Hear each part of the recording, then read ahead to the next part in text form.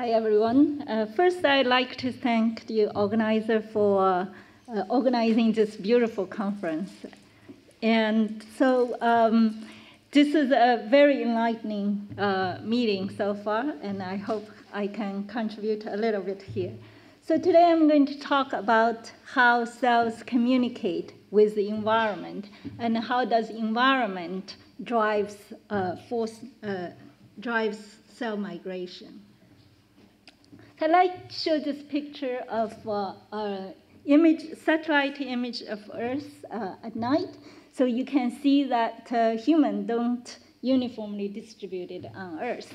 And so one of the reasons is that they are governed by external environment.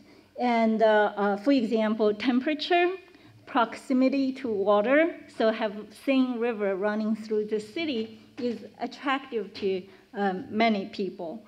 And also internal person-to-person communication. So this part is becoming more and more important as the internet gets developed. So in cell, as we have seen many talks today, many of us are thinking about this question, how does cells move? How do they make a decision? And we humans have brain and all sorts of advanced structure, but cells are much simpler. So one of the questions is that I have been thinking about is in physics, if you're given an object, given an environment, say if you're on the Earth, then you can do F equal ma, and you can predict a lot of things. So the question is, can we do that? If we give cell an environment, can we predict where they are going next? So clearly, you've seen this movie, the movie in the middle 3 times now. It's clearly the champion of all the movies. So you can see that cell migration happens from birth to death, follows us all the time. And so in all these situations, somehow cells can find the right place at the right time, move to the right place. So in development, this is the formation of a tuber heart, which is the first organ that mammal form. And so this basically the cells are following the gradients that the mother has placed in the egg. And in this case, you've heard it's the chemicals that the bacterium that's secreting, that's attracting the immune cells to follow it around. And in this case is tissue repair, where endothelial cells are plated on a 2D substrate initially uniformly, but because of the growth factor secretion and the cells interact with each other and they can form these tube-like structure, which is a basis of our vascular system. So cell clearly sense its microenvironment and make next move. The approach that we have in my lab is we basically broadly divide the language that the cells talk to the environment into 2 components. One is chemical gradients, which basically is the stuff they secrete, and through that they talk to each other. And the second is mechanical stress. So it turns out the cells also modify its environment, and then through that modification and talk to its environment. And the question that we want to answer is cancer metastasis. So this is a problem that many have looked at extensively due to its clear clinical relevance. So normally, if a benign tumor stay put, if the cells don't go anywhere, it's not lethal. And it is when the tumor cells break away from primary tumor and take a hike in this vasculature and go to the secondary site, form a secondary tumor. That's when cancer metastasis came, and when the tumor is most lethal. So the question is, how can they decide? What is deciding factor whether they're going to stay put or leave? If they leave, how do they make these decisions? So you can see that the tumor microenvironment is quite complicated. It has extracellular matrix around it. It has other cell type. It has blood flow and interstitial flow. So from physics background, we took a reductionist point of view, and we tried to identify key driving forces behind tumor cell migration. And so it has now been generally accepted that the genetic materials are important, but it only tells half of the story. The other half is in the environment. So I will basically tell one story on each part, one on chemical gradient, the other on the mechanical force. So the chemical gradient was a much earlier work. So this is a collaboration with Melody Schwartz at the EPFL. Now she's at the University of Chicago. And also Jeff Segal at the Einstein College of Medicine. So most of the work I presented here on tumor cell is done by B.J. Kim, who's a postdoc in my lab, and Yulin and Yanjun, who are and were graduate student in my lab. And Ricky Haisler was a graduate student of Melody. So the question, the choice of chemokine is motivated by a clinical observation that for many cancer types, the first metastatic sites are lymph nodes. And so we also know that from this beautiful work by a group from Germany, that they found that in malignant tumors, the three of these chemokine receptors are highly expressed. So we decided to investigate two of these, CXCR4 and CCR7. And so the idea is that if immune cells using these chemokines go to lymph nodes, would it be possible that tumor cells do the same thing? And so I came from an engineering lab, so we always making little gadgets for every experiment we do. So we made this little chemical gradient generator.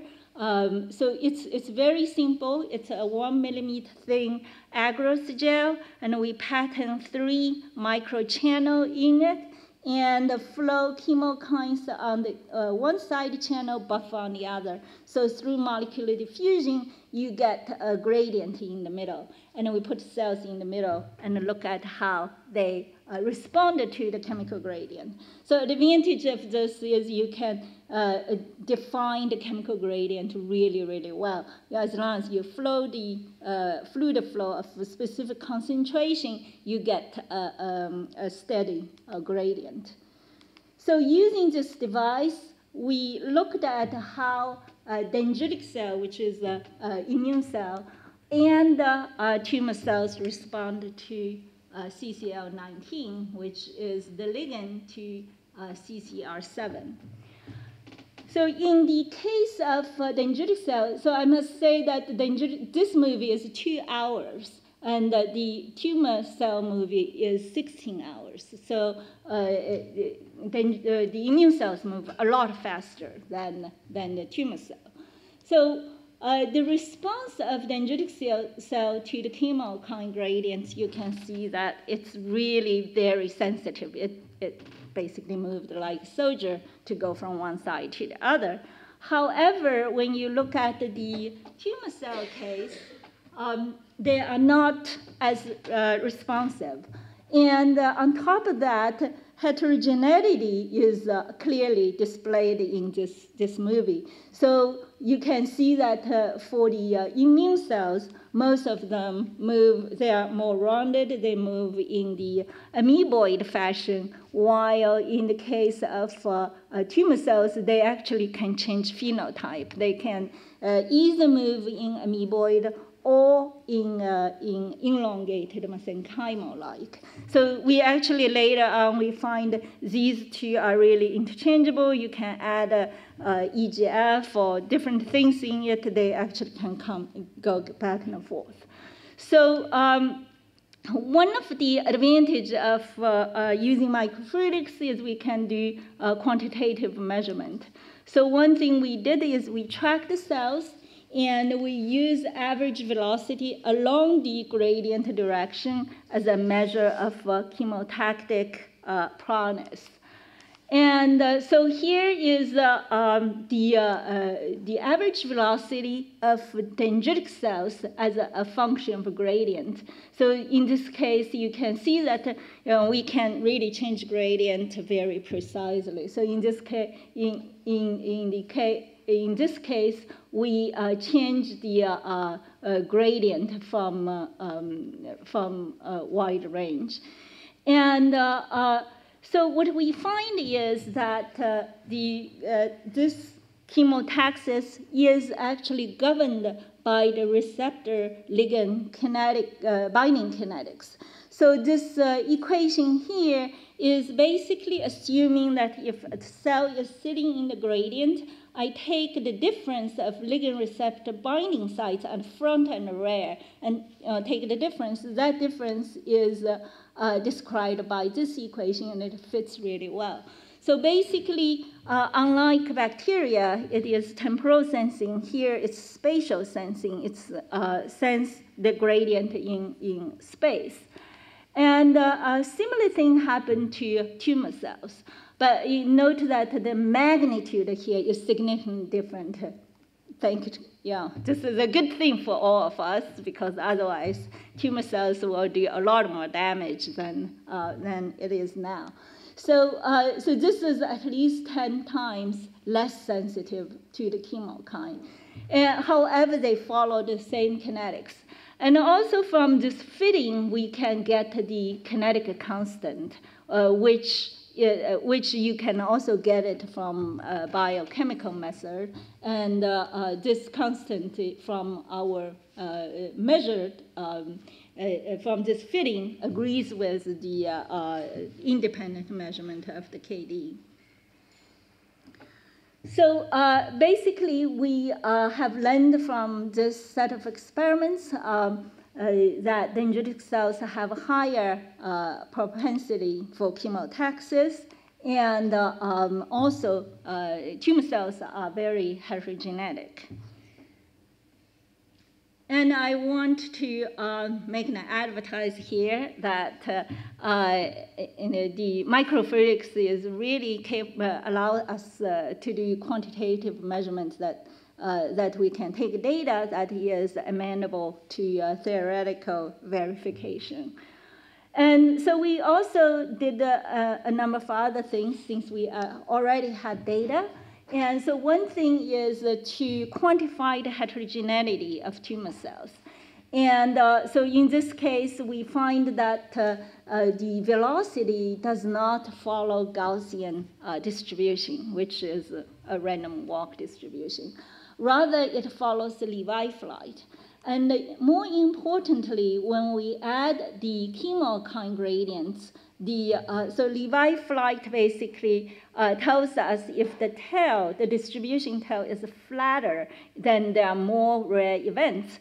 And so here it basically says that the rare events increases with the increase of chemokine concentration, and it peaked around the kinetic constant, the ligand receptor binding kinetic constant region, which is around 55 nanomolar. So this set of experiments basically told us the tumor cell migration is governed by ligand receptor binding kinetics, and also immune cells have higher chemosensitivity, and tumor cells are highly heterogenetic. So this is a half of the story that I would like to tell. So I'm going to switch gear, migrate to the mechanical stress. So this work is in collaboration with a theory group, Vivek Shenoy, and also Herbert Hui at Cornell. So Vivek is at UPenn.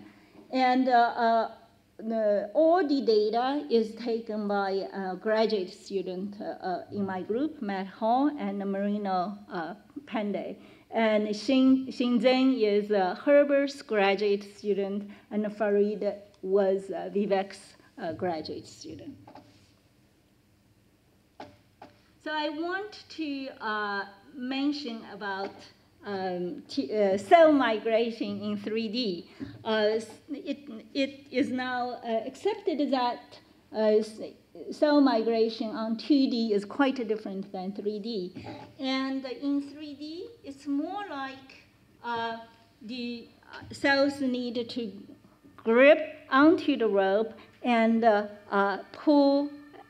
So this is before I heard Denise's talk, pull and retract. So, but it's a different situation. In this case, the cells are surrounded by matrix. In Denise's talk, it's surrounded by other cells. So in this case, you can see that the cells basically need to grip onto the network and pull themselves up.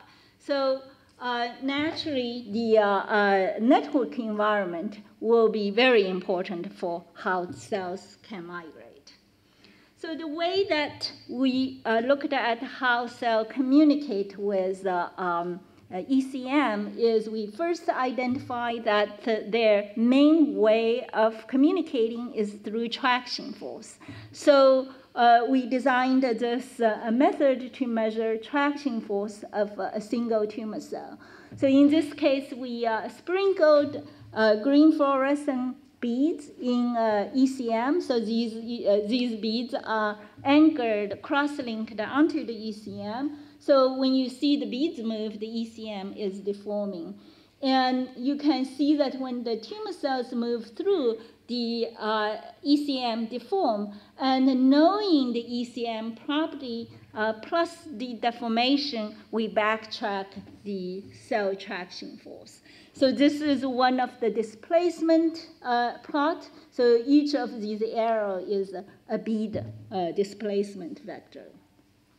So it turns out that collagen is actually not that trivial to model. Many of you probably know. So it's not just nonlinear, not just viscoelastic. One of the important things is the collagen can be realigned by the cell. So that was basically the key point before we can actually fit our data. So we made a different kind of collagen so for our cells to generate force. And so basically at a different concentration, different way of polymerized, cross-linked, non-cross-linked. And we also measured the material properties using a rheometer. So one of the way to get the data to fit to our theoretical model is really to take into the consideration that these network actually gets aligned at the cell around the cell. So in this case, the y-axis is displacement of the matrix around it and the distance away from the cell center. And so you can see our struggle of fitting different model. So first we thought nonlinear should work, and it didn't. Linear clearly didn't work. So eventually, when we used the Vivek's fiber model, in which he incorporated an isotropy due to the cell alignment into the system, we get a really nice fit. So, so this alignment is clearly seen in this picture, where you can see that the fiber is, these are collagen fibers, really gets pulled by the cell and gets aligned. So one of the things we learned is that the cells exert force onto the matrix, and on the other hand, the stiffer matrix also talk back to the cell, and the cells exert more force in a stiffer matrix. So there is a back and forth crosstalk. So first, cells pull on the matrix. So one of the things that is interesting is you see these pink line here. So these are the onset for strain stiffening of the collagen network. So basically, we pull a little bit on collagen network. They can resist, still not align. At some point, it starts to align. And that's when the strain stiffening starts. And what happens is the cells somehow knew that strain stiffening happens. Then they stop. Increase its strain. So that's, that basically lead us to look at the distance at which the cells can transmit force. And we find that different matrix, so from left to right, is a more homogeneous isotropic matrix to more anisotropic matrix with large pore size, and you can see that the force transmission in this case is expressed by the gel deformation is transmitted much further in the collagen with large pore size. And so this is also verified by the modeling that we have with Vivek.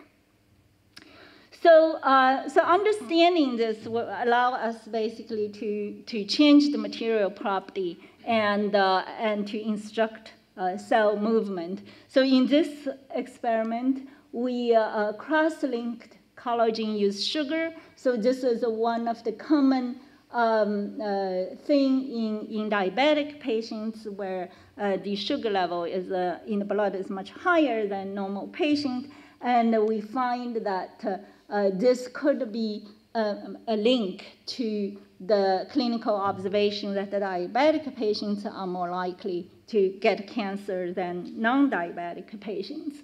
So in this case, you can see that with sugar glycation, the matrix is much more porous, and such that it promotes deformation of alignment of the matrix and promotes tumor cell invasion. So right now, we are also doing the other way. We are adding hyaluronic acid into the matrix such that it gives a little cushion to the matrix, such that the cells cannot align it as easily, and in that case, to inhibit tumor migration. So this is an ongoing project.